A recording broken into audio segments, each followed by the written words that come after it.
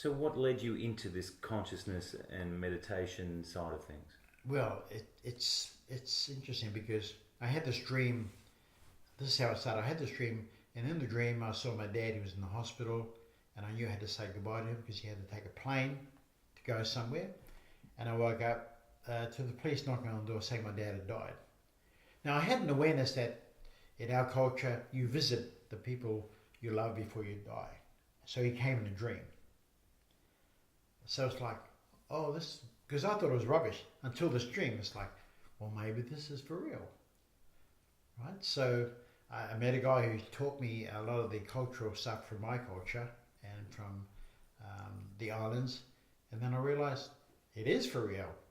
If I can study this aspect of how the mind works and how dreams work, then it'll help me become a better person. Because this is an interesting spiritual exploration that you have. Yeah. Considering I listened to one of your songs, the one that where you say you kill a man you didn't know. Yeah, yeah. And you say, Mama, I tried to follow the book, but yeah. the book being the Bible, and it didn't show you the way. Mm-hmm. Did you feel that you were not suited towards that type No, of interesting. I belief? Or? When I was young, I used to go to these camps, these Christian camps, and they were amazing. So I had a first spiritual connection with these people called Father Caulfield, Father Whiting. I remember them. Very spiritual men. They used to visit our family. So I used to go on these annual Christmas and Christian camps, and I used to love it. So it was my first awareness of the spiritual. And then my brothers became ministers. 2 brothers became ministers. So that was another avenue of bringing that spiritual energy into my life. So how did you go about it formally? How did you go from Nash, the pop star, to Nash, the meditation? Well, it was a gradual process as well. It was like, used to have meditation groups, and after the breakup, I realised I have to really start focusing on where my life is going. With the record rates of depression in young men, Mm-hmm. what's your approach if you chat to someone and they talk about these kind of issues that they have? When I'm counselling young people, it's a way of getting them to drop out of their head for a moment into their heart and just feel rather than just keep thinking. The meditation does bring benefits of that clarity of thinking, stops that paralysis of analysis, right? Allows you to be in your body, not just your head. And I mean, you did that process once and you felt the difference in you, right? So can you imagine if you're doing that consistently, you're accessing that state every day, you realize you can make it an habitual state, not just now and again when you go to meditation groups. You mentioned to me that meditation had diverted you from the vices that a lot of musicians suffered Mm-hmm. from. And did you have any role models in this regard? I'm such an avid reader. I literally read hundreds of books. Just the awareness of delving into the minds of those sort of people, you realize that we're just more than this body, right? There's much more to us than just who we think we are.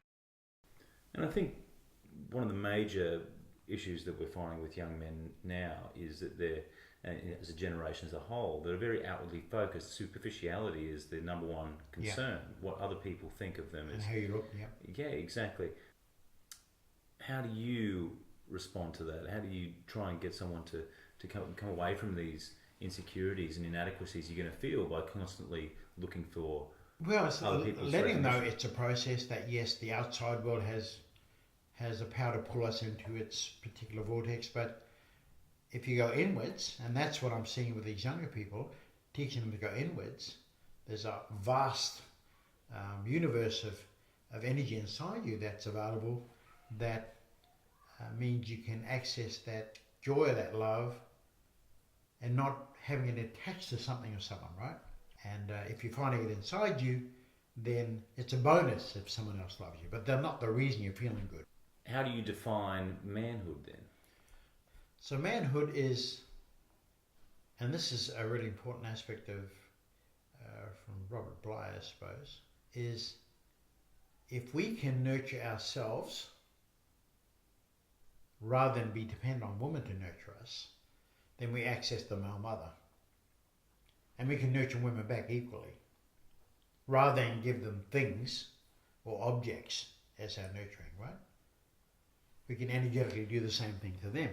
But if we don't have that, we get codependent just like anyone else to have someone nurture us. But when we find it within us, then we feel a whole person, and then we're not in halfness who needs another person or another thing to make us feel good. And do you think that's a bit of a change that's now happening with people because Definitely. Of the rejection of a lot of formalised institutions with the church over recent generations? Mm-hmm. The distancing of say my generation compared to what my mother's and my grandmother's in particular is. Do you find that now that rejection of spirituality and obsession with things outside of in other aspects of life, do you think we're now seeing a return? Like this is why things like meditation and things like yoga, even you could say, Pilates, right? Pilates, things that are very focused. Mm-hmm. Do you see that trend coming back? That spirituality is now we've left a void and now it needs to be filled. Yeah, I think spirituality has changed drastically. So it's not just religious. You can be religious and spiritual, but you can be spiritual without being religious. So, and I think with science, it's like teaching people that your state of mind, if you're in alpha or theta, that state is a very healing state. But if you're in beta, that's not a healing state. So talking about the brain rhythms. So the science supports the dynamic which the ancients had of being in a certain state of mind. And because they studied those meditators over years and saw through their MRI machines, etc., what state they were. But remember, these guys were meditating 8 hours a day. We can't do that, right? But we can do it a few minutes a day in the morning and afternoon, but that still helps us. So knowing that the science is backing it up, and so mindfulness is so big in the corporate sector now, isn't it? People like Ariana Huffington, John Kabat-Zinn, these people have spread the word that it's a science now. It's not just woo-woo people meditating, right? Because the science is there, and that's what I notice with my clients. If they can read about it and Google it, right, and it's a subject matter that's scientific, they take it for real. So I think that's what's changed it. The science backs up the mystical tradition. Once that happens, people take note. They realize they have the power to choose their state. That's massive. That's not chosen by the external world or someone outside them or a situation. You can actually choose how to be in response to that event, right?